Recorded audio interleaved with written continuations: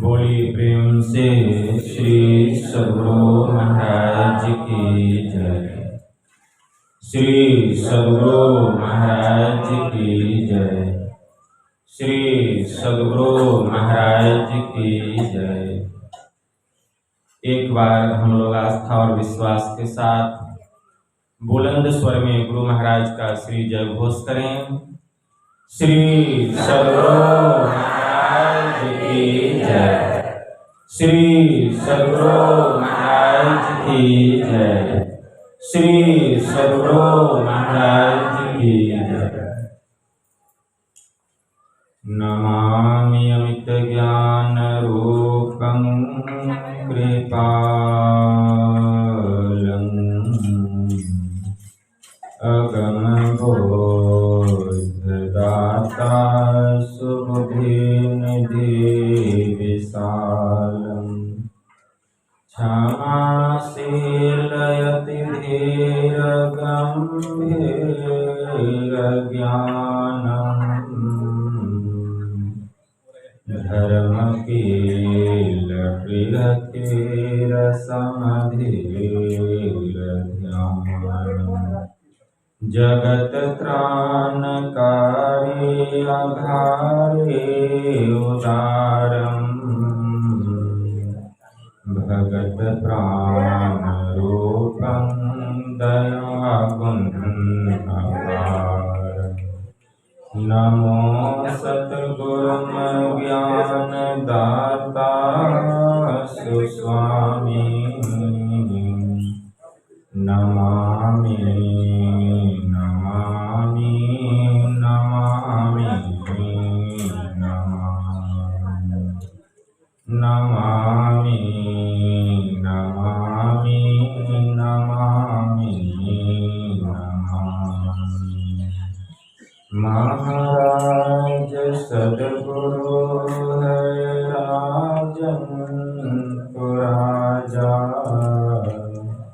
है जिनकी कृपा से सरय सर्वर ताजा भने सोई परम गुरु नमामि नमामि नमामि नमामि नमामि नमामि नमामि नमामि। श्री सद्गुरु महाराज की जय।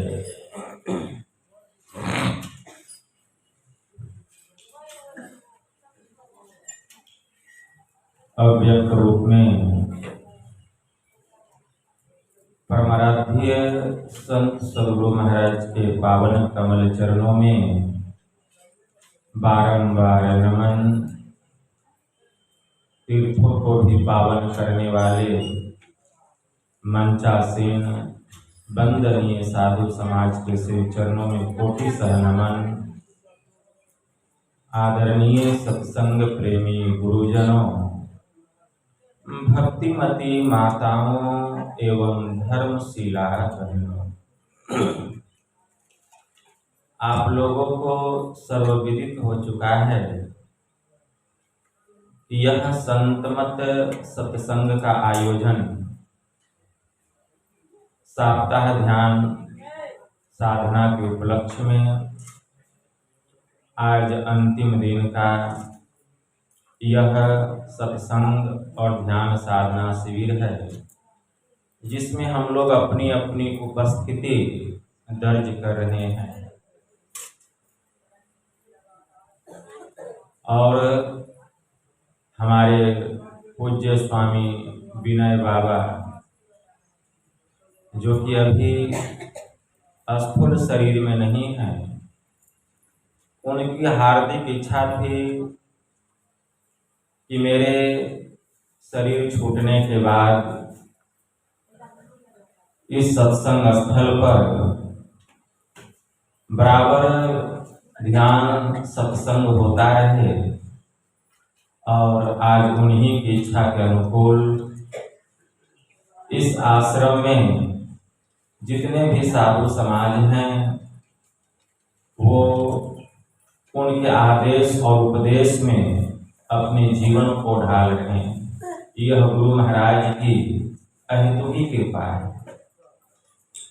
तो अभी इस स्तुति, संत स्तुति और गुरु वंदना से पाठ का शुभारंभ हुआ। हम लोगों ने अति ही मनोयोग पूर्वक भक्ति युक्त ढंग से पाठ का श्रवण किया। तत्पश्चात परमाराध्य के द्वारा स्वलिखित सदग्रंथ सत्संग योग चारों भागों से भी हम लोगों ने पाठ का श्रवण किया। पाठ के क्रम में उत्तर गीता के मंत्रों को हम लोग श्रवण कर रहे हैं।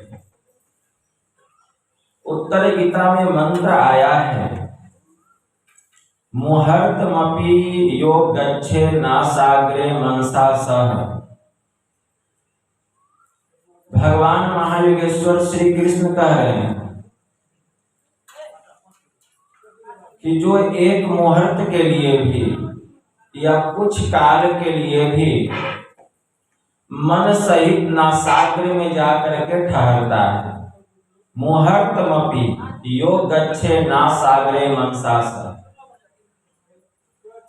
सत जन्मार्जितम, क्या हुआ जी?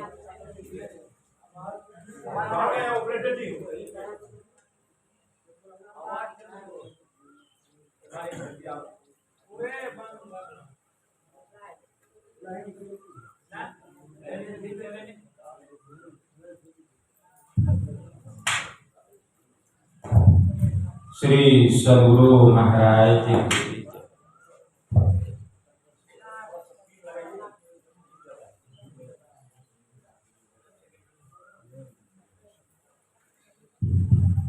श्री सद्गुरु महाराज जी की जय। तो जो एक मुहूर्त के लिए भी या कुछ काल के लिए भी मन सहित नासाग्र में जाकर के ठहरता है या नासाग्र में अपने मन को रोक करके रखता है, तो सैकड़ों जन्मों का जो किया हुआ पाप है उस पाप से वह सदा के लिए मुक्त हो जाता है। वास्तव में नासाग्र है क्या, इसको समझना पड़ेगा कि नासाग्र किसको कहा गया। बड़े बड़े विद्वान, बड़े बड़े पंडित भी इसके रहस्य को नहीं समझ पाए।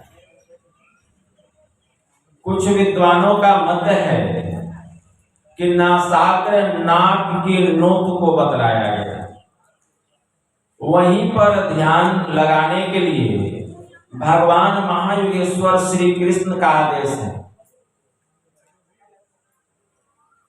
क्या नासाग्र नाक का नोक है? नासाग्र का अर्थ क्या होता है? नासिका का अग्रभाग। नासाग्र का अर्थ होता है नासिका का अग्रभाग। तो नासिका का अग्रभाग किसे कहा गया? तो नासिका जहां से प्रारंभ होता है उसी को नासिका का अग्रभाग कहा गया। और नाक की जो नोक है ये नासिका का अग्रभाग नहीं, ये अंतिम भाग है। यहाँ नासिका जो है आकर समाप्त हो जाती है, यहाँ नासिका आकर समाप्त हो जाती है। लेकिन भगवान महायोगेश्वर श्री कृष्ण ने क्या कहा? नासिका का अग्रभाग नासाग्र। तो अग्रभाग क्या हुआ? नासिका जहां से प्रारंभ होती है। तो नासिका कहां से प्रारंभ होती है? दोनों आंख और नासिका का जो मिलन स्थान है उसी को नासाग्र का स्थान कहा गया। जहां हमारी माताएं और बहनें बिंदी लगाती हैं उसी को नासिका का अग्रभाग कहा गया। उसी को भगवान ने कहा, मुहूर्तमपि यो गच्छे नासाग्रे मनसा सह सर्वम तरति पापानम तस्य जन्म शतार्जितम। कि एक मुहूर्त के लिए भी एक क्षण के लिए भी या कुछ काल के लिए भी मन सहित नासाग्र में जो जाकर के ठहरता है या वहां कुछ काल के लिए भी मन को ठहरा करके रखता है, तो सैकड़ों जन्मों का जो किया हुआ पाप है उस पाप से वह सदा के लिए मुक्त हो जाता है। भेद यह गुप्त पाना किसी ग्रंथ से है असंभव, और समझ लो किसी संत से। अब बहुत लोग सोचते होंगे कि जहां हमारी माताएं और बहनें बिंदी लगाती है वही नासिका का अग्रभाग है, तो वो तो बाहर में बिंदी लगाती है, तो वह बाहर में नासाग्र का स्थान नहीं है, वह स्थान हम सबके भीतर में है, बाहर में नहीं है। भगवान महायोगेश्वर श्री कृष्ण ने श्रीमद् भगवत गीता के 6ठे अध्याय के 13वें श्लोक में अर्जुन से कहा, समं काय शिरो ग्रीवम धारयांचलम स्थिरः संप्रेक्ष नासिकाग्रम स्वं दिशावलोक्यन, कि हे अर्जुन, 10 दिशाओं को छोड़कर धड़, गर्दन और मस्तक को सीधी रेखा में रखते हुए नासाग्र में अपने मन को स्थिर करो।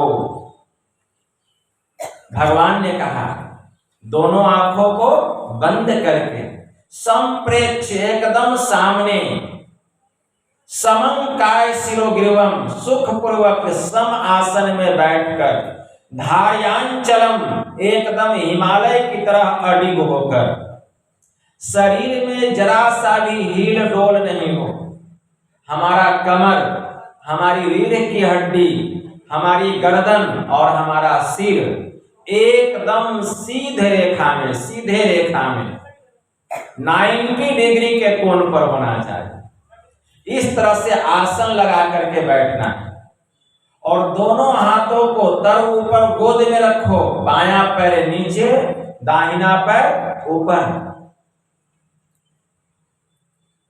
बायां हाथ नीचे, दाहिना हाथ ऊपर, तर ऊपर गोद में रखो, दोनों आंखों को बंद करो, और दोनों आंखों को बंद करने पर क्या दिखाई देता है? सामने में अंधकार दिखाई देता है।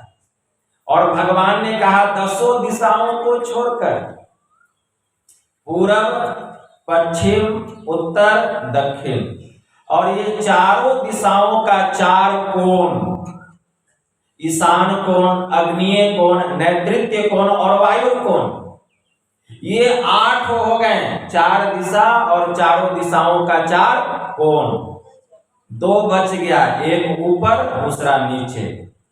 यही 10 दिशाओं को छोड़कर भगवान ने नासाग्र में मन को स्थिर करने के लिए कहा। तो दिशा कब तक? जब तक हमारा आंख खुला हुआ है। तो आंख खुला हुआ है तो हमको पता चल रहा है कि इधर पूरब है, इधर पश्चिम है, इधर उत्तर है, इधर दक्षिण है। और जैसे ही हम आंख बंद कर लेंगे तो दिशा का ज्ञान रहेगा। बहुत लोग तर्क वितर्क करते हैं कि आंख बंद करने पर भी दिशा रह जाती है। तो ठीक है, हम आपका आंख बंद कर देते हैं, अब कोई ऐसे स्थान में ले जाकर के आपको छोड़ देते हैं, आप बतलाइए कि पूरब किधर है, पश्चिम किधर है, उत्तर किधर है, दक्षिण किधर है, बतला पाएंगे? आंख बंद रहेगा, पट्टी लगी हुई है और निर्जन स्थान में आपको ले जाकर के छोड़ दिए, आप बता पाएंगे? जब तक आपकी आंख खुली नहीं रहेगी, जब तक आप अपने आंख को खोलेंगे नहीं, दिशा का ज्ञान नहीं होगा। तो जब तक आंख खुला हुआ है तब तक दिशा का ज्ञान रहता है, लेकिन आंख बंद होने पर भी 2 दिशा रह जाता है। आंख बंद करने पर भी 2 दिशा रह जाता है, एक ऊपर और दूसरा नीचे। कोई भी व्यक्ति आंख बंद करेंगे तो कहेंगे ऊपर है और नीचे, तो ये 2 दिशाएं रह जाती है आंख बंद करने पर। तो भगवान ने कहा आंख बंद करके 10 दिशाओं को छोड़कर नासाग्र में, मतलब दोनों आंख और नासिका का जो मिलन स्थान है, ठीक उसके सामने, उस स्थान पर नहीं, अगर उस स्थान पर हम ध्यान लगाएंगे तो यह तो दोनों आंखों के मध्य के स्थान का मानस ध्यान लगाना हो जाएगा। यह दृष्टि योग की साधना नहीं कहलाएगी।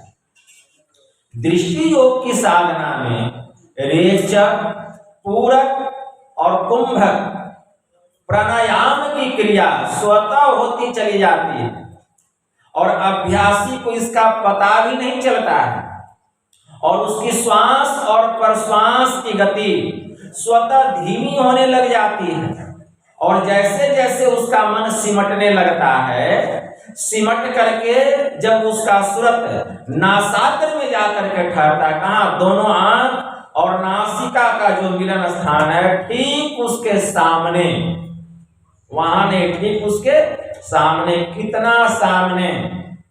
अगर आपको किताब का अक्षर पढ़ना हो और आपके आंख में सटा दिया जाए तो आप पढ़ सकेंगे? नहीं पढ़ सकेंगे। अगर उसको बहुत दूर रख दिया जाए तो भी हम नहीं पढ़ सकेंगे। इसके लिए एक निश्चित दूरी है। गुरु महाराज की वाणी में आया, गंग जमुन बिच सरस्वती संगम पर संध्या करो नित भाई, दृष्टि युगल कर अंगुल द्वादश पर दृढ़ थिर धरु ठहराई, प्राण स्पंदन बंद होई जाई, मनहु तजई चंचलाई। गुरु महाराज की वाणी कि गंग जमुन बीच सरस्वती संगम पर संध्या करो नित भाई, कि गंगा, जमुना और सरस्वती ये तीनों नदियों का जहां मिलन हुआ है वहीं पर संध्या बंदन करना है। इसके लिए दृष्टि युगल कर अंगुल द्वादश पर, मतलब इसके लिए दृष्टि की दोनों धारों को मिलाकर 12 अंगुल की दूरी पर, दृष्टि की दोनों धारों को मिलाकर दृष्टि युगल कर अंगुल द्वादश पर दृढ़ थिर धरु ठहराए, अत्यंत दृढ़ता के साथ वहीं पर अपने मन को स्थिर करना है। कितनी दूरी पर? तो गुरु महाराज संकेत देते हैं कि दृष्टि युगल कर अंगुल द्वादश पर, मतलब 12 अंगुल की दूरी पर, लेकिन 12 अंगुल बना करके ध्यान नहीं करना है। केवल वहां पर मन को टिका करके रखना है। ये पते की बात है। जो भजन भेद लिए हैं उनको इस रहस्य का पता है, इस मर्म का पता है कि दृष्टि युगल कर अंगुल द्वादश पर दृढ़ थिर धरु ठहराई। दृष्टि की दोनों धारों को मिलाकर, आंख बंद है, सामने में अंधकार है, दोनों आंख और नासिका का जो मिलन स्थान है ठीक उसके सामने 12 अंगुल की दूरी पर। 12 अंगुल बनाना नहीं है, केवल वहां सिमटी हुई निगाह से देखना और कुछ भी नहीं करना, केवल देखना है। गंगा, जमुना और सरस्वती किसको कहा गया? देवों के देव, महादेव भगवान योगीश्वर सदाशिव जी का महावाक्य है। उन्होंने ब्रह्मा जी से कहा और ज्ञान संक्रामी तंत्र में मंत्र आया है, वहां पर भगवान शिव माता पार्वती से कह रहे हैं कि हे देवी इंगला भगवती गंगा, पिंगला जमुना नदी, इंगल पिंगल योर मध्य सुषुमना च सरस्वती। हमारी जो बाईं आंख है इसको भगवती गंगा कहा गया। हमारी जो दाहिनी आंख है इसको जमुना नदी की संज्ञा दी गई और इन दोनों के मध्य में जो स्थान है उसी को सरस्वती नदी की संज्ञा दी गई। हमारी जो बाईं आंख है इससे जो दृष्टि की धार निकल रही है इसको इंगला नाम की नारी कहा गया। हमारी जो दाहिनी आंख है, इससे जो दृष्टि की धार निकल रही है, इसको पिंगला नाम की नारी कहा गया। तो इंगला भगवती गंगा, पिंगला जमुना नदी, इंगल पिंगल योर मध्य सुषुम्ना च सरस्वती। और इन दोनों के मध्य में जो स्थान है, उसी को सुषुम्ना नारी कहा गया। और वह नारी ब्रह्म स्वरूपिणी बतलाई गई, वह ब्रह्म स्वरूपिणी नारी बतलाया गया। एकोतरम नाड़ी शतम तासम मध्य प्रास्मृता सुषुम्ना तु परेलीना विरजा ब्रह्म स्वरूपिणी। यहाँ भगवान शिव प्रजापति ब्रह्मा जी को उपदेश कर रहे हैं कि शरीर में 72 करोड़ नारियां हैं। 72 करोड़ नारियों में 101 नारी श्रेष्ठ है। उन 101 नारियों में 3 नारी श्रेष्ठ है, और उन 3 नारियों में एक नारी सर्वश्रेष्ठ है, जिसको कि सुषुम्ना कहा गया, और उसी को ब्रह्म स्वरूपिणी कहा गया। इसी को भगवान शिव ने कहा, एको तरम नाड़ी शतम दासम मध्य प्रास्मृता सुषुम्ना तु परेलीना विरजा ब्रह्म स्वरूपिणी। वही है सुषुम्ना नारी। तो इन तीनों नारियों का जहां मिलन होता है, इन तीनों नारियों का जहां मिलन होता है, जो वहां ध्यान लगाता है, गुरु इंगित स्थान पर, गुरु निर्दिष्ट स्थान पर, जो वहां मन को ठहरा करके कुछ काल के लिए भी रखता है, तो गुरु की कृपा से तीनों नारियां वहां जाकर के मिल जाती है। तो तीनों नारियां जहां जाकर के मिलती है, उसी को सभी तीर्थों का तीर्थराज कहा गया। त्रिवेणी संगमो यत्र तीर्थराज स उच्यते तत्र स्नानम प्रकृत सर्व पापे प्रमुच्यते। भगवान शिव जी ने माता पार्वती से कहा कि हे देवी, इन तीनों नारियों का जहां मिलन हुआ है, त्रिवेणी संगमो यत्र तीर्थराजा सह उच्यते, तो इन तीनों नारियों का जहां मिलन हुआ है, उसी को सभी तीर्थों का तीर्थराज प्रयाग बतलाया गया। उसी को सभी तीर्थों का तीर्थराज कहा गया। तत्र स्नानम प्रकृत सर्व पापे प्रमुच्यते। जो उस स्थान पर जाकर के, मतलब जो उस तीर्थराज में जाकर के डुबकी लगाता है, वह समस्त पापों से मुक्त हो जाता है। भगवान ने कहा तत्र स्नानम प्रकृत सर्व पापे प्रमुच्यते। जो उस तीर्थ में जाकर के डुबकी लगाता है, उस तीर्थराज में, वह सब पापों से मुक्त हो जाता है। बाहर में ऐसा कोई तीर्थराज नहीं है, कोई ऐसी त्रिवेणी नहीं है जहां कि आप डुबकी लगाएंगे और आप पापों से मुक्त हो जाएंगे। आप इलाहाबाद जाइए, वहां प्रयागराज उसको कहा गया, वहां गंगा और जमुना का तो पता चलता है, लेकिन सरस्वती का पता नहीं चलता है। लोग कहते हैं वह अंतर्गामिनी है, अंदर ही अंदर बह रही है। कितना भी आप डुबकी लगा लीजिए, शरीर का भी मैल धुलने वाला ठीक ठीक नहीं है, तो मन का मैल कैसे धुल जाएगा? मन का मैल तो इसी त्रिवेणी में, जिस त्रिवेणी के संबंध में आप श्रवण कर रहे हैं, उसी में डुबकी लगाने से मन का मैल ही नहीं धुलता, बल्कि समस्त पापों से जीव को मुक्ति मिलता है।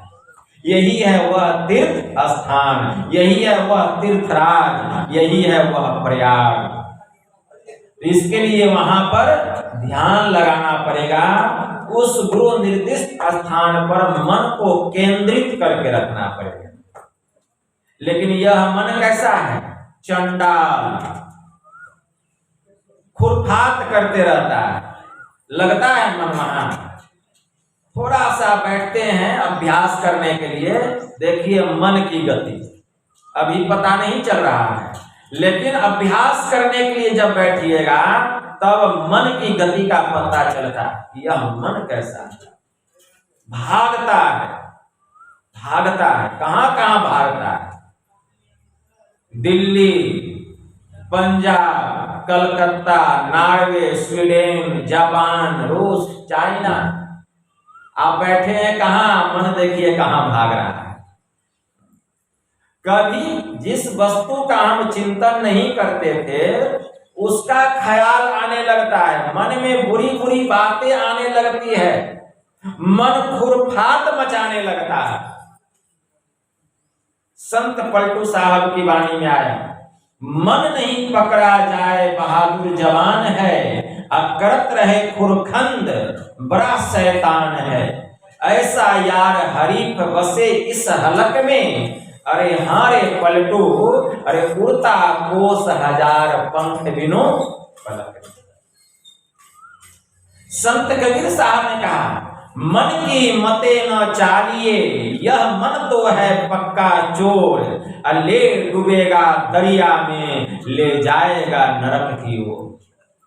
बहुत लोग कहते हैं, मैंने अपनी कानों से सुना है कि मन में जो आए कर लेना चाहिए।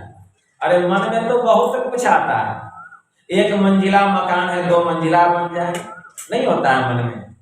5 लाख है 5 लाख और हो जाए। मन कभी कहता है कि 5 लाख है तो 1 लाख हो जाए, ऐसा मन नहीं कहेगा, और हो और हो। इसलिए मन के अनुकूल नहीं चलना है। यह मन खुरफात मचाते रहता है, जहां जहां मन भाग जाए वहां वहां से मन को समेटिए। हमारे परमाराध्य कहने की कृपा किए, जहां जहां मन भगी जाए, ताही तह तह से तत्क्षण, फेरी फेरी ले आइए, लगाइए ध्यय में आपन, ऐसे ही करी प्रत्याहार, धारणा धारण धरी के, अरे हारे में ही और आगे बढ़िए, चाहिए धर धारा धरी। जहां जहां मन भाग जाए मन को समेट समेट करके लगाइए। अगर आप मानस जप कर रहे हैं, मानस जप करते समय मन भाग जाए तो मन को समेट करके जप पर लगाइए। जितना बार मन भागे मन को समेटिए। आपसे बलवान नहीं है मन, मन जड़ है, आप चेतन है। मन को शक्ति कहां से मिल रही है, इसी चेतना से मिल रही है। इसलिए मन जहां जहां भागे मन को समेट समेट करके जप में लगाइए। बार बार प्रत्याहार के द्वारा बार बार मन को समेट समेट करके लगाएंगे। जो जो भाव उत्पन्न होगा, जहां जहां मन भागेगा उसको भक्षण करते जाइए और गुरु निर्दिष्ट स्थान पर लगाइए। जप कर रहे हैं तो जप में लगाइए, मानस ध्यान कर रहे हैं, मन भाग रहा है, मन को समेट समेट करके इष्ट के रूप में लगाइए। बार बार समेटिए, बार बार समेटते समेटते देखिए मन की धारणा बन जाए। दृष्टि योग की साधना मन ठहरने लग जाएगा।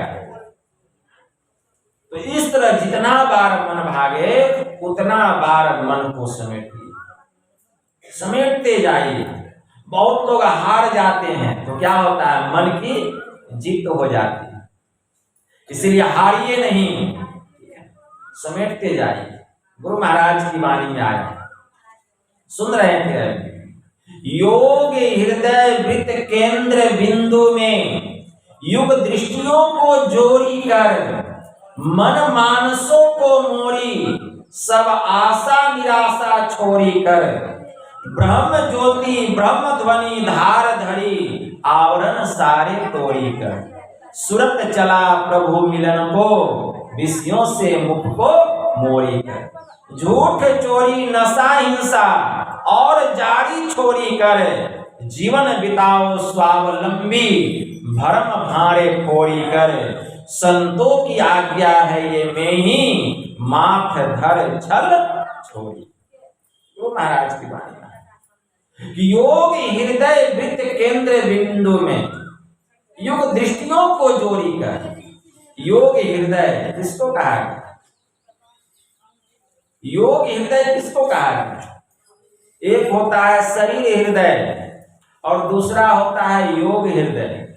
तो शरीर हृदय में ध्यान नहीं लगाना है, योग हृदय में दृष्टि के दोनों धारों को जोड़ करके एक करना है। उसी योग हृदय को आज्ञा चक्र 10वां द्वार कहा गया। उसी योग हृदय को सुरत शिरोमणि घाट कहा गया। उसी योग हृदय को ईस्टर्न स्टार कहा गया।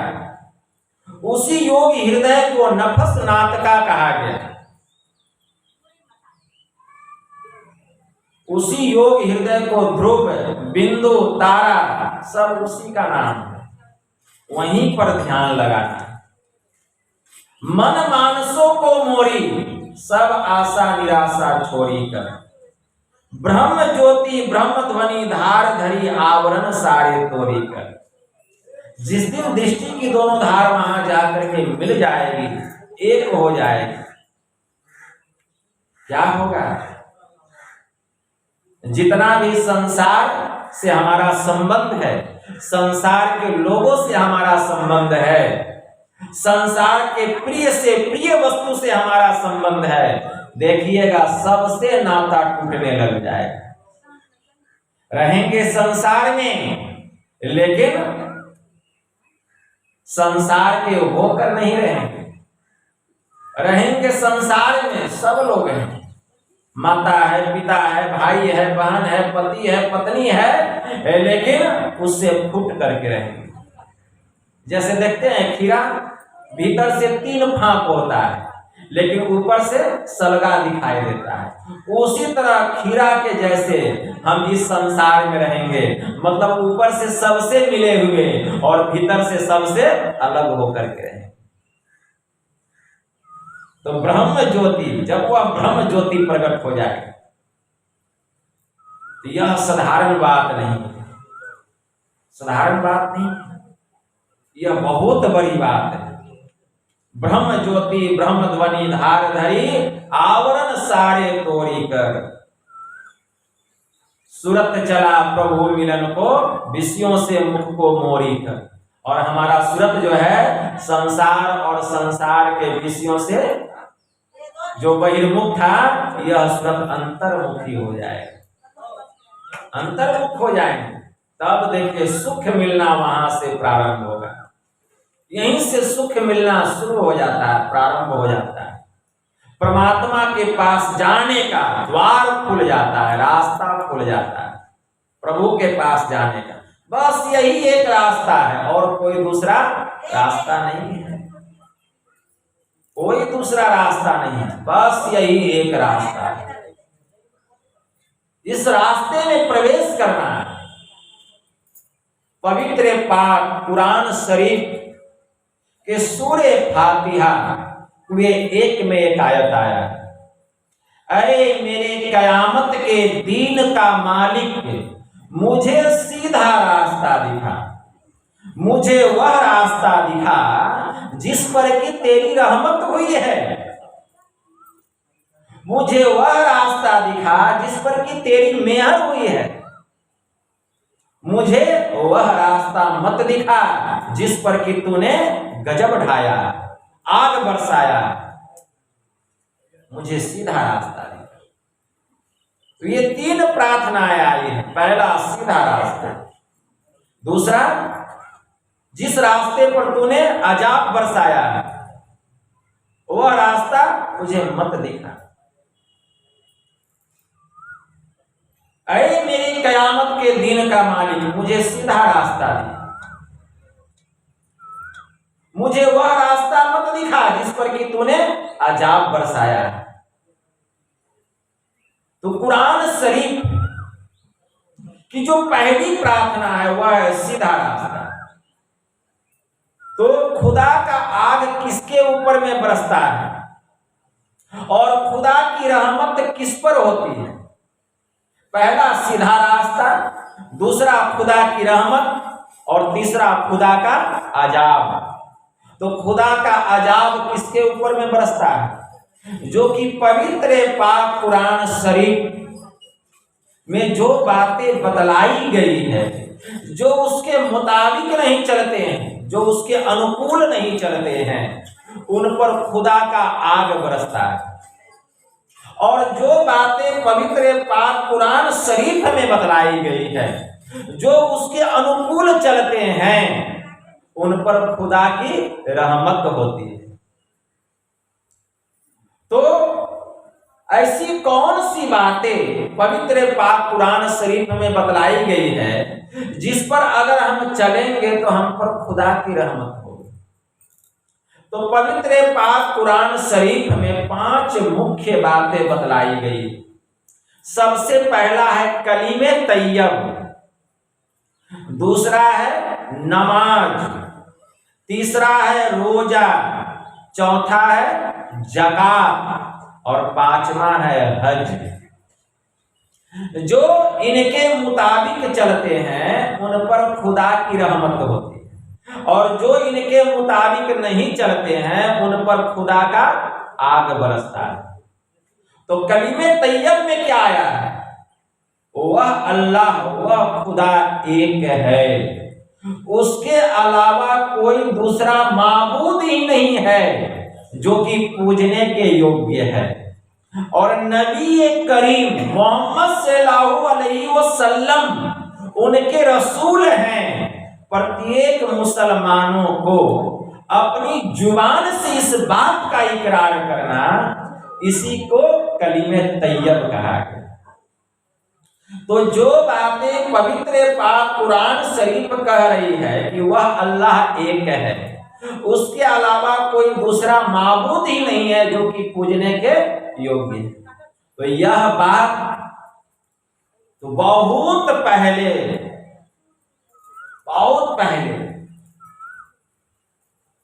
वेद में भगवान ने कहा। वेद में भगवान ने क्या कहा? वेद में भगवान ने कहा एकम सद्विप्रा बहुधा वदन्ति एकम ब्रह्म द्वितीयो नास्ति। ऋग्वेद में ये मंत्र आया, एकम सद्विप्रा बहुधा वदन्ति एकम ब्रह्म द्वितीयो नास्ति। मतलब वह ब्रह्म एक है, वह परमात्मा एक है, लेकिन विद्वजन उसी एक ब्रह्म को, उसी एक परमात्मा को अनेक नामों से विदित करते हैं।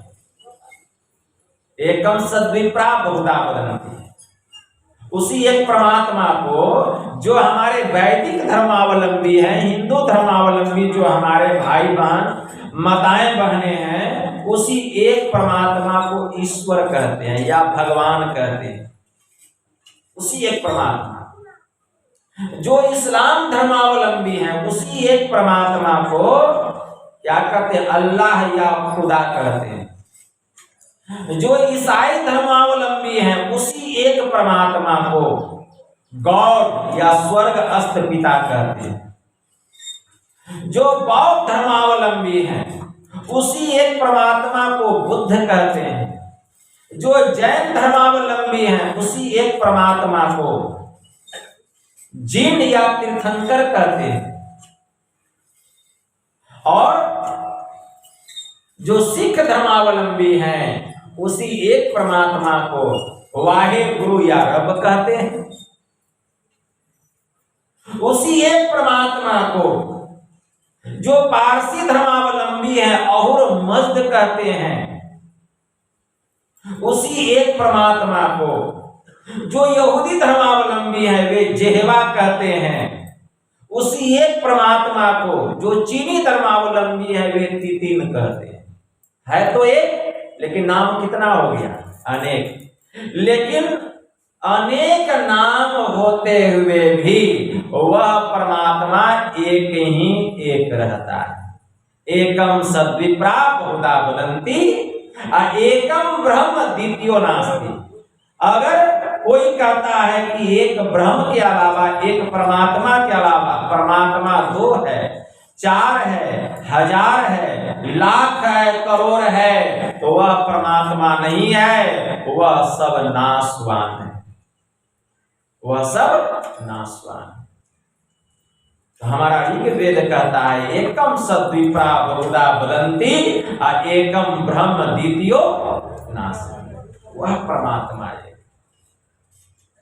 मैत्रेयोपनिषद में एक बड़ा अच्छा मंत्र आया है। मैत्रेय इसी अपनी अर्धांगिनी को कह रहे हैं एकमेवाद्वितीयम यद गुरुवाक्ये निश्चितम एतदे कांतमिति युक्तम न मठो न वनांतरम। वह परमात्मा एक है, वह अद्वितीय है, उसके जैसा कोई दूसरा नहीं है। ऐसा गुरु के महावाक्य पर जिसको विश्वास हो गया तो कहते एतदे कांतमिति युक्तम। उस एक पवित्र स्थान पर आसन लगाकर उस प्रभु को पाने के लिए अपने भीतर में ध्यान लगाना चाहिए। उसे मठ एतदे कांतमित्युक्तम न मठो न वनांतरम। उसे मठ और वन में जाने की कोई आवश्यकता नहीं है। किसी एक पवित्र स्थान पर आसन लगाकर उस प्रभु को पाने के लिए अपने भीतर में ध्यान लगाना चाहिए, क्योंकि वह बाहर में मिलने वाला नहीं है। बाहर में कब तक भटक रहे थे? जब संत सदगुरु नहीं मिले। गुरु नानक देव जी महाराज ने बड़ा अच्छा कहा, सतगुरु भेंटे तो सहसा छूटे धावतु बरजी रहाइये नीझर झरे सहज धुनि लागे घर ही परचा पाइये। जब संत सदगुरु नहीं मिले थे तो बाहर में भटक रहे थे, बहुत भटके, लेकिन अब संत सदगुरु मिल गए, अब बाहर का भटकन समाप्त हो गया। सभी संशय सभी भ्रम हमारे गुरु महाराज ने दूर कर दिया। सब भ्रम दूर कर दिया और नीझर झरे सहज धुनि लागे घर ही परचा पाई। उन्होंने ऐसा ब्रह्म विद्या बतलाया, उन्होंने ऐसा योग की युक्ति बतलाई। अगर जो कोई वहां ध्यान लगाएगा तो वहां से अमृत की वर्षा हो रही है और उस अमृत का पान करते करते एक दिन इसी शरीर रूपी घर के भीतर में परमात्मा रूपी ज्ञान का पर्चा प्राप्त हो जाएगा। कहीं बाहर भटकने की जरूरत नहीं। और हमारे परमाराध्य ने भी कहा, संतन मत भेद प्रचार किया गुरु साहब बाबा देवी ने, थे अंध बने फिरते बाहिर अंतर पथ भेद न थे जाहिर। हमें बोधि बुझाए सुझाए दिया गुरु साहब बाबा देवी ने। क्या तो कहते बंद कराए पलक पट को कहे बाहर में तुम मत भटको सीधे सन्मुख सुषमन बिंदु को गहवाया बाबा देवी ने। सुषमन घर में ध्वनि धार बजे चरी श्वेत सुरत सोधार भजे। गुरु महाराज की वाणी है, अनहद उलझन यही युक्ति तजे सत्य ध्वनि की युक्ति दैव गुरु ने। गुरु की यह युक्ति बड़ी में ही गुरु महाराज कहते हैं ब्राह्म ही यह ज्ञान है, में ही प्रकट संसार नहीं। जब यह संसार नहीं था तब यह ज्ञान था, जब यह संसार है तब यह ज्ञान है, और जब यह दुनिया नहीं रहेगी तब भी यह ज्ञान रहेगा। यही ढोल पिटाए सुनाए दिया गुरु साहब बाबा देवी। यही ज्ञान हम लोगों को मिला है, साधारण ज्ञान ये ब्रह्म विद्या मिला है। भगवान महायोगेश्वर श्री कृष्ण ने अर्जुन से कहा, क्या कहते हैं, नेहा भी कर्मणा सोसति प्रत्यावायो न विद्यते स्वल्पम अप्यस्य धर्मस्य त्रायते महतो भयात्। हे अर्जुन, इस योग के आरंभ का नाश नहीं होता है। जो थोड़ा सा भी इसका अभ्यास करता है तो इस योग के आरंभ का मतलब इसके बीज का नाश नहीं होता है। प्रत्यावायो इसका उल्टा परिणाम भी नहीं होता है। स्वल्पम अप्यस्य धर्मस्य त्रायते महतो भयात्। जो थोड़ा सा भी इसका अभ्यास करता है इस योग का, तो यह योग जीव को महाभय से बचा लेता है। भगवान ने कहा महाभय। महाभय क्या है? मनुष्य शरीर को छोड़कर अन्यत्र योनि में चले जाना, पशु पक्षी की योनि में, कीड़ा मकोड़ा के योनि में, सांप छुछुंदर गधा बैल बिल्ली के शरीर में चले जाना। इस महाभय से यह योग, यह थोड़ा सा योग का आरंभ स्वल्प मात्र भी उसको महाभय से बचाता है। अगर थोड़ा सा भी वह अभ्यास करता है तो वह जो अभ्यासी है, अगर वह अभ्यास में पूर्ण नहीं होता है तो शरीर छूटने के बाद बारंबार उस जीव को मनुष्य का शरीर मिलता है। क्योंकि यह जो योग है, इसका जो संस्कार है, मनुष्य शरीर के अलावा और कोई शरीर संभालने योग्य नहीं है। और कोई शरीर नहीं, केवल मनुष्य का शरीर। क्योंकि भक्ति जब भी होगा मनुष्य के शरीर में होगा और किसी शरीर में होने वाला नहीं है। इसलिए वह मनुष्य शरीर के अलावा और किसी दूसरे योनि में नहीं जाता है। महाभय से यह योग, यह भक्ति, यह गुरु का ज्ञान जीव को बचा लेता है। भगवान ने कहा ऐसा ज्ञान मिला है, हम लोग अभ्यास करना चाहिए। भगवान महायोगेश्वर श्री कृष्ण कहते हैं तपे द्वर्ष सहस्त्राणि एक पाद स्थितो नरः एकस्य ध्यान योगस्य कलाम नारहन्ति षोडशीम। भगवान ने कहा जो एक पैर पर खड़ा होकर 1000 वर्ष तक तप करता है, उसका जो फल है वह सुषुम्ना ध्यान के 16वें अंश में से एक अंश के बराबर भी नहीं है। 16वें अंश में से एक अंश के बराबर नहीं, चाहे वह एक पैर पर खड़ा होकर क्यों न तप करे, 1000 वर्ष तक क्यों न करे। भगवान ने कहा ब्रह्म हत्या सहस्त्राणि भ्रूण हत्या सतानि च एतानि ध्यान योगस्य दहत्य अग्नि निवेदनम। जैसे जलावन ईंधन लकड़ी को जला करके खाक कर देता है, राख कर देता है, वैसे ही यह जो ध्यान योग है, यह हजारों ब्रह्म हत्या और सैकड़ों भ्रूण हत्या जैसे महापापों को जला करके राख कर देता है। कितना ही पापी से पापी व्यक्ति क्यों न हो, कितना भी दुराचारी से दुराचारी व्यक्ति क्यों न हो, कितना ही शराबी हो, जुआरी हो, अगर वह संयम धर्म में रहकर संत सद्गुरु से इस योग का भेद जान करके वह अभ्यास करता है और अभ्यास करते करते उस सूक्ष्म द्वार में प्रवेश कर जाता है, उस द्वार में प्रवेश कर जाता है, तो हजारों ब्रह्म हत्या सैकड़ों भ्रूण हत्या जैसे महापापों से वह छुटकारा प्राप्त कर लेता है। भगवान ने कहा पापों से छुटकारा पाने का ध्यान योग के अलावा और कोई दूसरा उपाय नहीं। आप खूब दान कीजिए, गंगा स्नान कीजिए, अश्वमेध यज्ञ कीजिए, वाजपेयी यज्ञ कीजिए, चारों धामों का चक्कर लगा लीजिए, आप खूब जाकर के तीर्थों में डुबकी लगाइए, तो भी पापों से छुटकारा मिलने वाला नहीं है।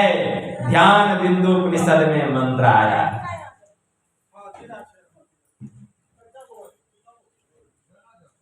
एकमात्र ध्यान योग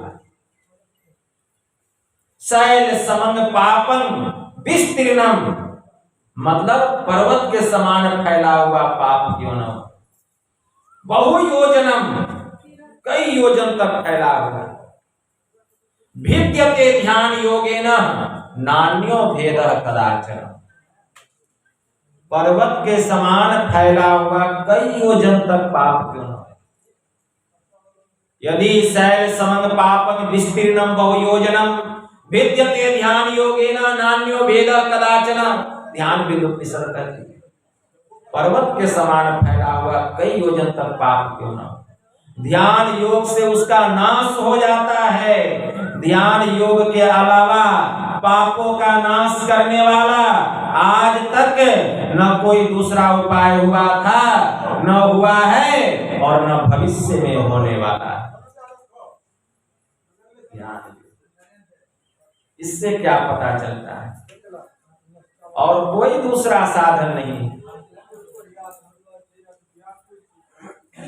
एकमात्र ध्यान योग।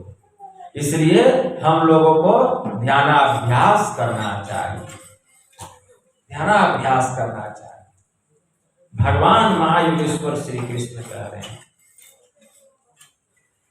एक बड़े उच्च कोटि के महापुरुष हो गए स्वामी राम कृष्ण परमहंस देव जी महाराज।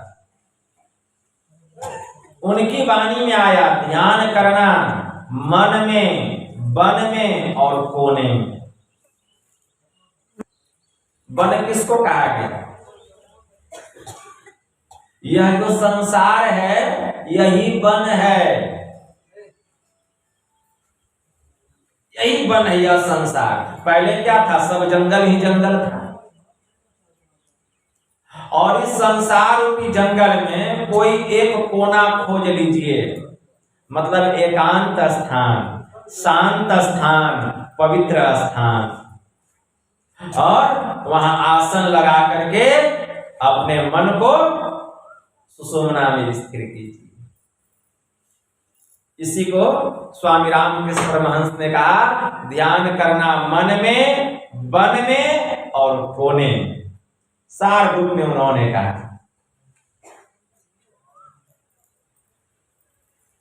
एक बार अगर सरसों की पोटली से सरसों निकल के धरती पर बिखर जाए तो फिर उसको समेटना बड़ा मुश्किल होता है। उसी प्रकार सिमटा हुआ मन अगर एक बार फिर संसार में बिखर जाता है तो फिर उसको समेटना बहुत मुश्किल होता है। बहुत लोग हमसे कहते हैं बाबा पहले बहुत अच्छा ध्यान बनता था लेकिन अब नहीं बनता है। क्यों? फिर आपका मन संसार में बिखर गया। अब तो समेटना बहुत मुश्किल है, लेकिन समेटिए, गुरु की कृपा हो जाए।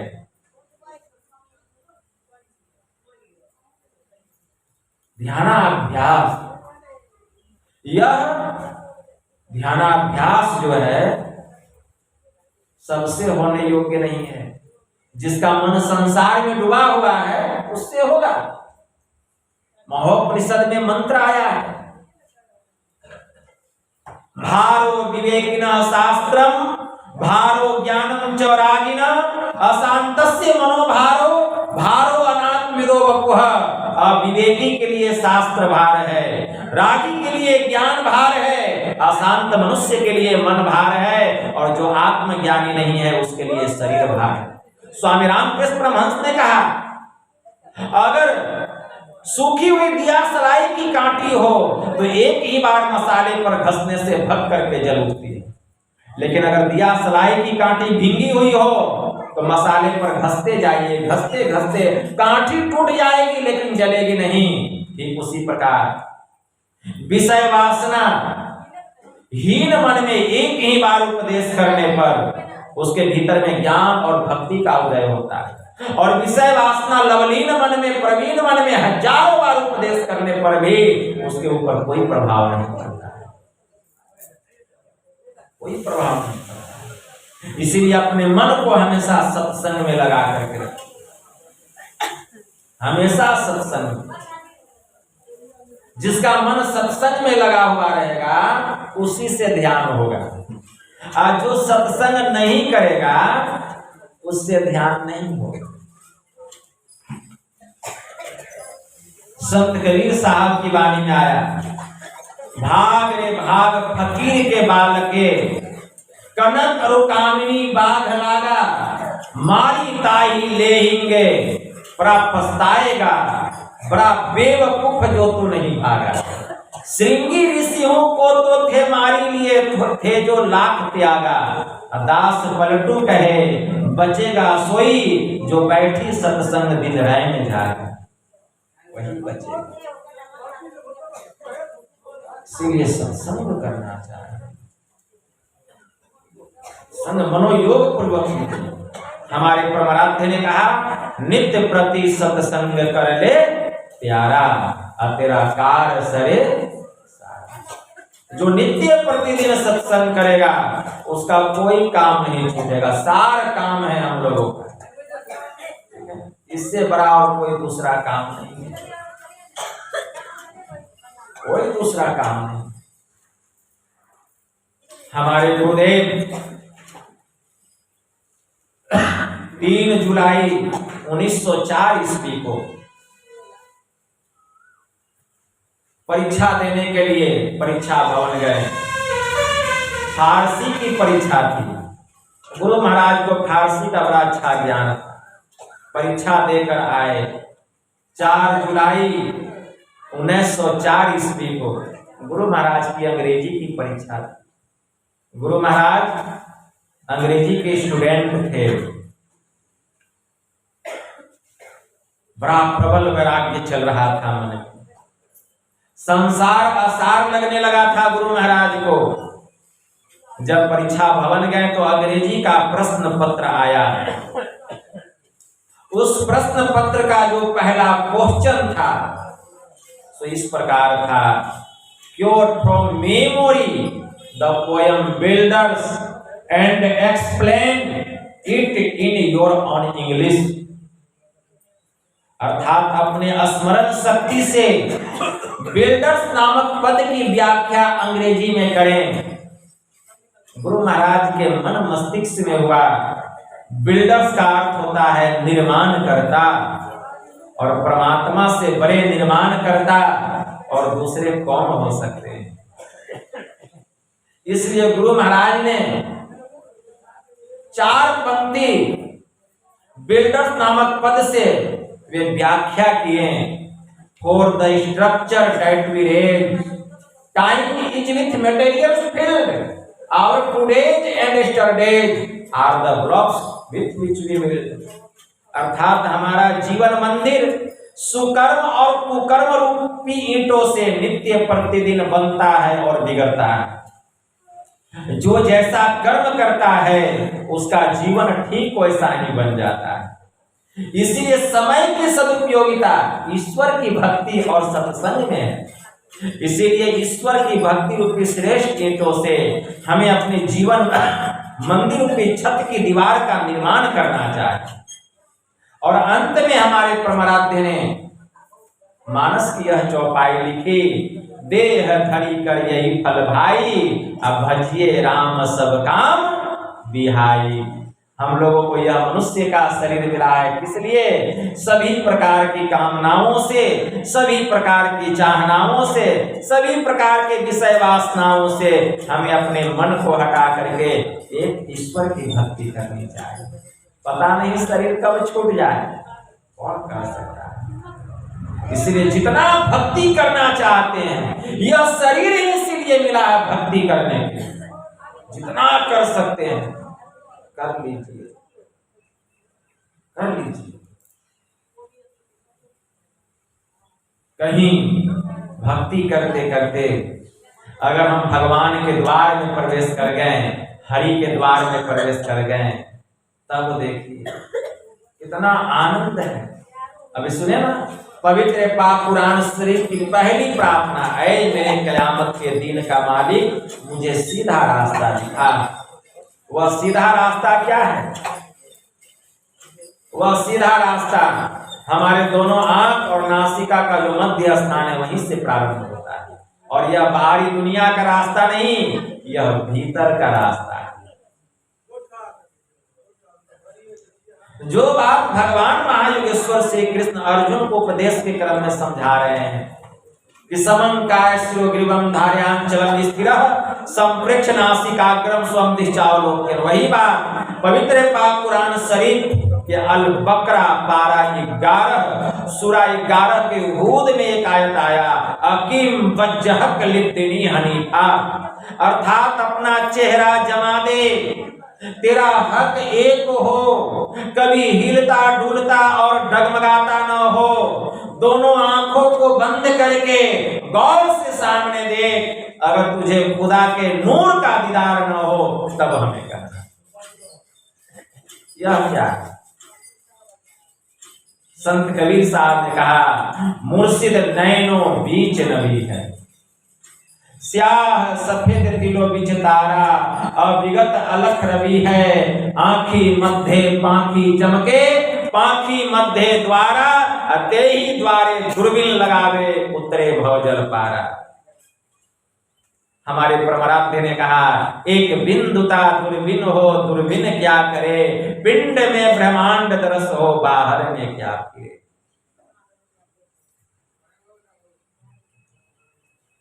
संत कबीर साहब कहते हैं, मुर्शिद नैनो बीच नबी, दोनों आंखों के मध्य में ठीक सामने जो ध्यान लगाता है उस नबी का दर्शन होता है। नबी का मतलब खुदा का नूर, ब्रह्म की ब्रह्म ज्योति का दर्शन होता है। उसको खुदा का नूर कहिए या ब्रह्म ज्योति कहिए, मतलब ब्रह्म की ज्योति, उसका दीदार होता है, साक्षात्कार होता है। और आप अधिकारी हैं उसको प्राप्त करने के, और कोई दूसरा अधिकारी नहीं, आप ही प्राप्त कर सकते हैं, आप ही दीदार कर सकते हैं, साक्षात्कार कर सकते हैं। और इतना ही नहीं, वहां से रास्ता खुलता है प्रभु के पास जाने का। आप जहां से आए हैं अपने धाम में जा सकते हैं, और कोई दूसरा यह काम नहीं कर सकता है, चाहे वह देवता क्यों न हो, उसको भी यह अधिकार प्राप्त नहीं है, क्योंकि आपके भीतर में ही वह द्वार है, आपके अलावा और किसी शरीर में वह द्वार नहीं है।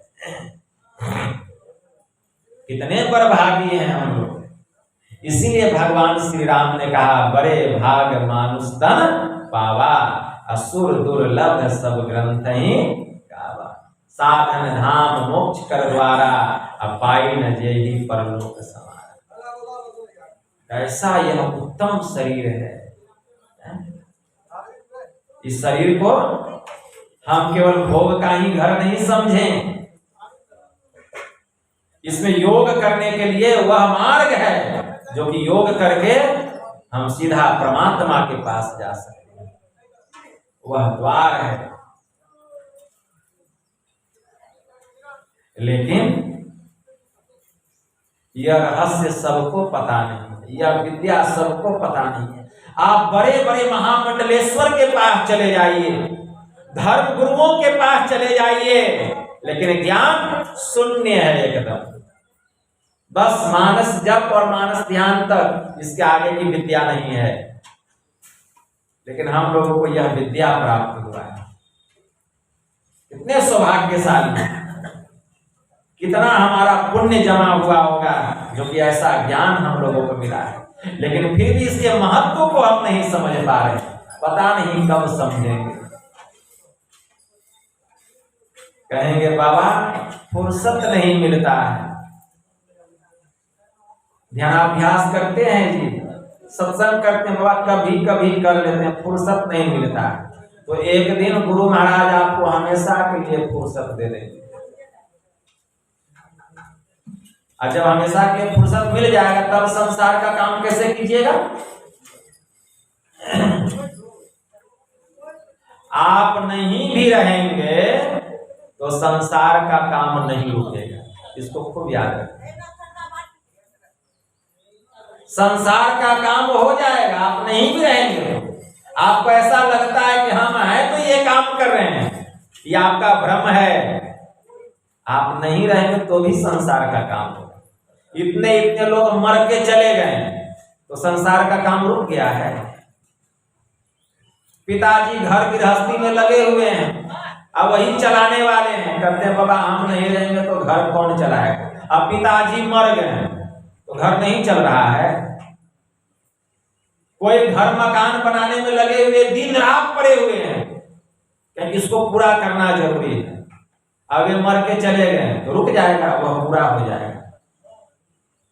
लेकिन जो आपका निज काम है, जिस काम के लिए आपको यह शरीर मिला है, यह काम तो आप किए नहीं, इसी को छोड़ दिए। यह आपका निज काम है। त्रैकाल संध्या कीजिए, तीनों समय का ध्यानाभ्यास कीजिए, दोनों समय का सत्संग कीजिए, मुस्तैदी से कीजिए, मनोयोग पूर्वक कीजिए।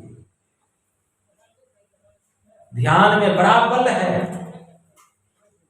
जिसका मन सिमट जाता है, एक बार जिसका मन सिमट जाएगा और किसी की तरफ वह गौर से देख लेगा तो उसके ऊपर में स्वतः दया हो जाएगा, उसका काम पूरा हो जाएगा, देखने मात्र से पूरा हो जाएगा। जिस काम के लिए आया है वह संतों महापुरुषों के पास, उसको बताने की जरूरत, दर्शन हुआ, दृष्टि पड़ी, उसका काम पूरा हो गया, कुछ बोलने की जरूरत नहीं। जिसका मन सिमट गया, साधारण बात नहीं है। लेकिन इस मन को समेटना बड़ा मुश्किल है। भगवान महायोगेश्वर श्री कृष्ण से अर्जुन ने कहा, चंचलम ही मनः कृष्णा परमाथि बल्लव ढिरम तस्याहं निग्रहं मन्ये वायु सुदुष्करम। ये केशव, यह मन बड़ा चंचल है प्रभु, मन बड़ा चंचल है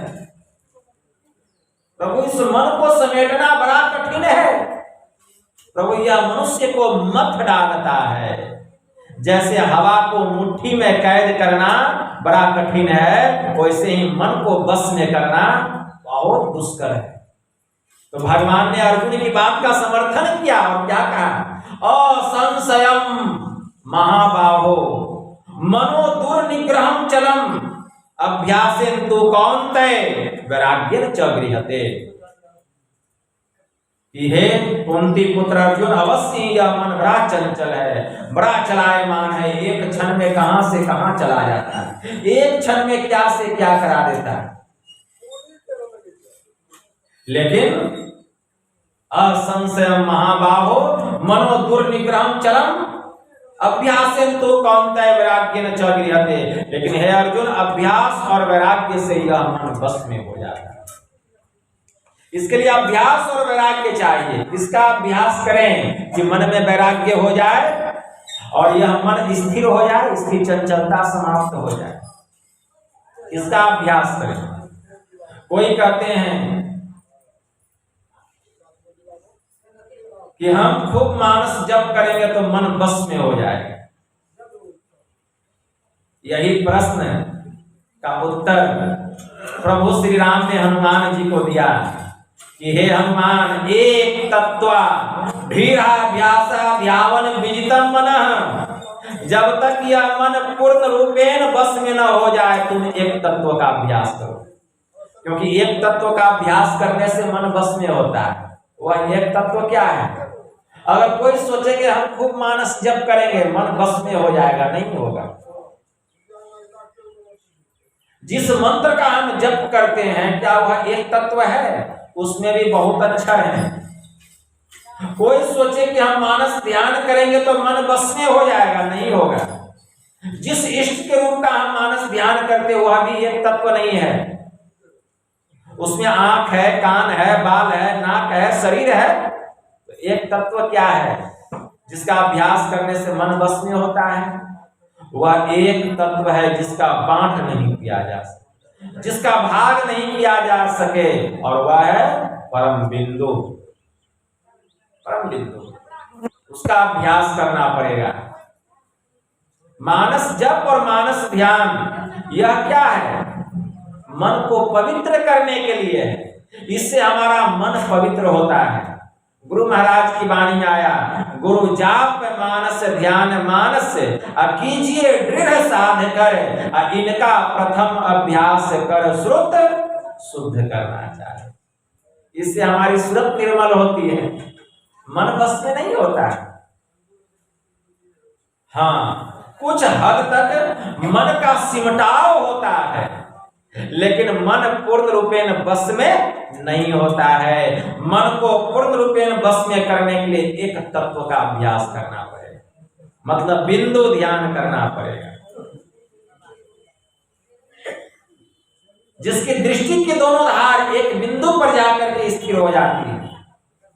और बिंदु बनाना नहीं है, बिंदु बनाकर ध्यान नहीं करना हुआ, बिंदु तो स्वयं प्रकट होता है। अच्छा, बिंदु किसको कहा गया? बिंदु की परिभाषा क्या है?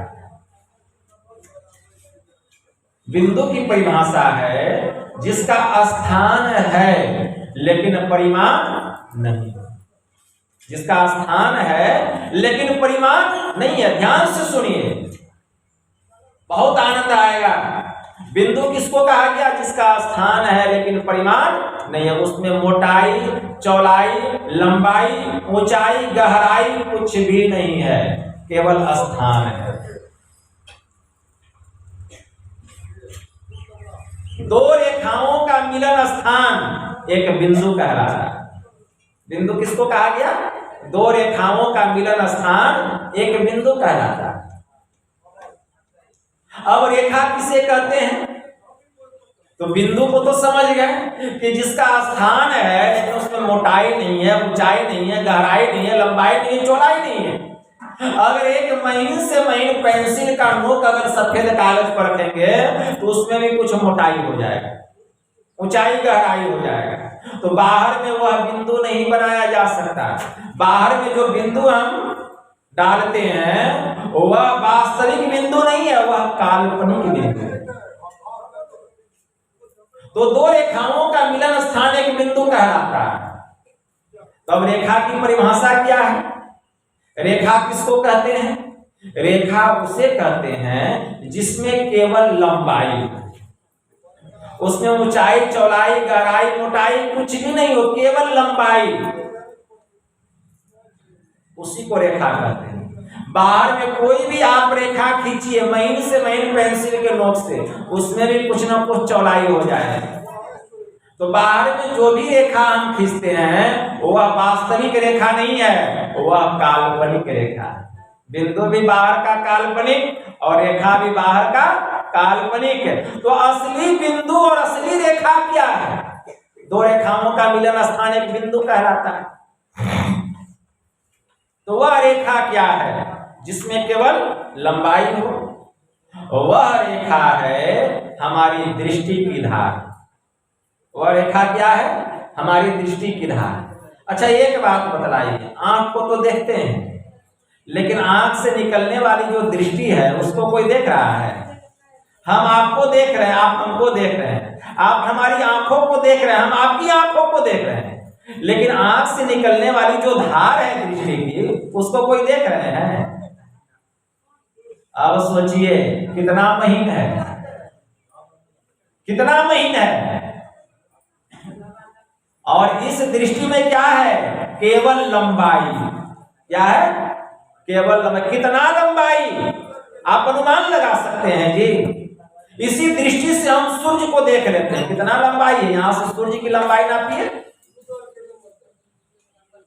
दृष्टि आंख को नहीं कहते हैं, आंख में जो देखने की शक्ति है उसी को दृष्टि कहते हैं। आंख तो माध्यम है। इसी दृष्टि से, इसी निगाह से हम चांद सितारों को देख लेते हैं। नापिए तो लंबाई, नापिए लंबाई, नाप सकिएगा? तो यह जो दृष्टि की धार है यही रेखा है और इसमें केवल लंबाई ही लंबाई है, यही रेखा है।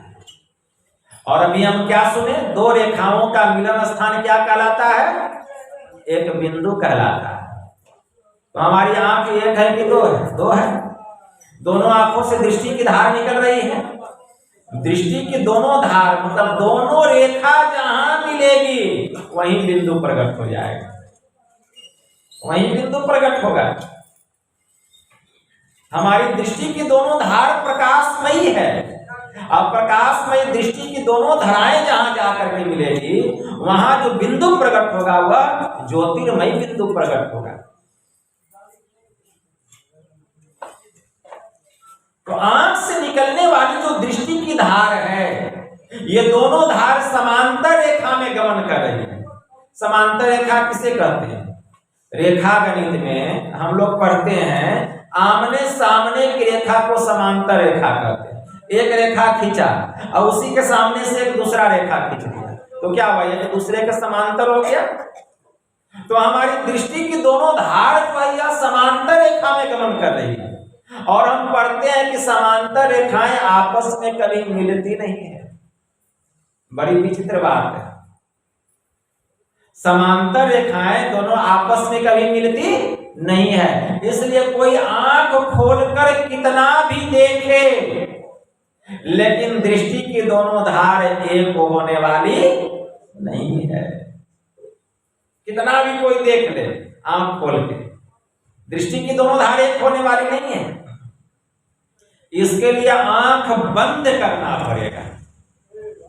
आंख बंद करना पड़ेगा। और आंख बंद करके क्या करना पड़ेगा? गुरु निर्दिष्ट स्थान पर गुरु ज्ञान बतलाते हैं।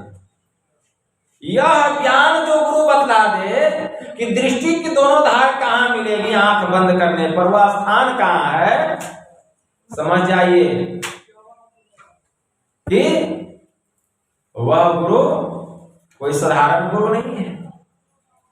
और जो यह ज्ञान देने में समर्थ नहीं है, ऐसे गुरु का त्याग कर देना चाहिए।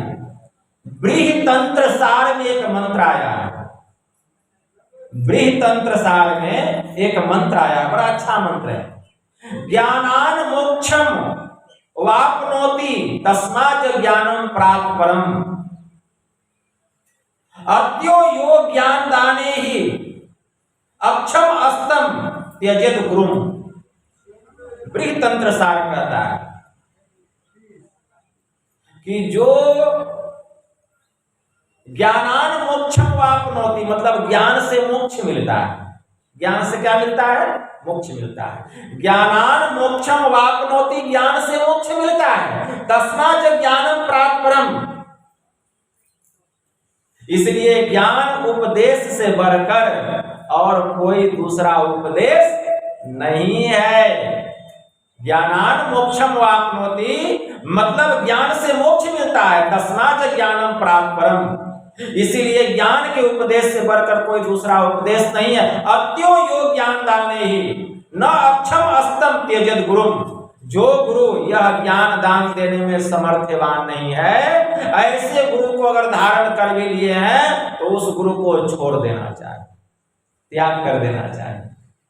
तो समय जो है जवाब दे रहा है, ठीक है। तो समय की सीमा को भी देखना है, इसलिए समय सीमा को देखते हुए हमें इशारा मिल गया। तो यही थोड़ा सा आप लोगों की सेवा में मैंने कहा, और बाकी जो है वह प्राण के सत्संग में हम लोग भरपूर रूप से सुनेंगे, और फिर हम सत्संग करके हम निकल जाएंगे, हम रुकेंगे नहीं, ठीक है ना। श्री सद्गुरु महाराज की जय।